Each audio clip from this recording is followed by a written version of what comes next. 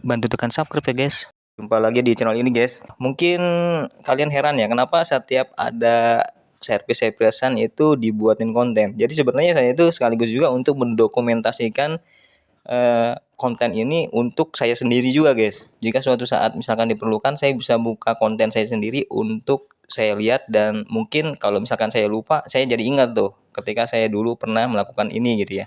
Nah, jadi kali ini saya coba untuk membuat tutorial cara pengkabelan di power supply 12 volt 15 ampere. Sebenarnya power supply ini biasa dipakai untuk berbagai macam kebutuhan elektronik ya.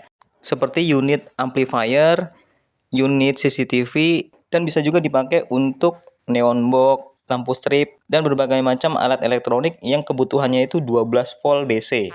Di sini tertulis 110 atau 240 volt. Artinya, untuk listrik input, alat ini sudah bisa bekerja dimulai dari tegangan listrik AC 110 volt sampai dengan 240 volt. Nah, untuk outputnya, dia menggunakan tegangan DC atau tegangan searah dengan tegangan rendah yaitu 12 volt. Untuk arus listriknya, atau bisa disebut dengan ampere, saya sengaja membeli yang 15 ampere karena menyesuaikan beban alat elektronik yang akan dibebankan ke power supply ini.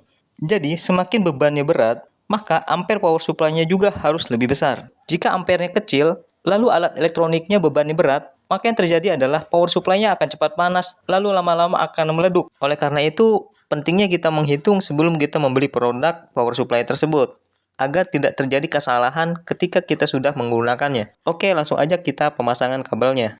Sebelum dilanjutkan, kalian bisa dukung channel ini dengan cara donasi melalui saweria.co. Untuk link bisa dilihat di kolom deskripsi.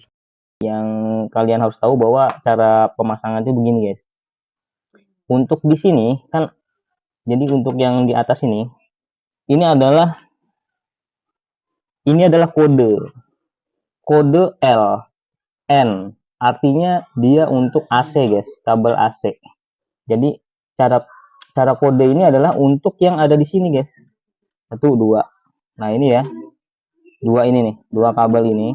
Ini bebas guys, bolak-balik. Karena apa? Bolak-balik untuk dialirkan ke langsung ke AC guys. Jadi kita colok langsung ke AC yang ini ya. Terus untuk keluarannya itu yang ini nih. Nah, minus volt, ini plus volt. Jadi pemasangannya itu minusnya dan plusnya itu dia terpisah guys, nggak kanan kiri ya. Jadi kalian bisa ngambil ini untuk minusnya, terus ngambil plusnya di sini.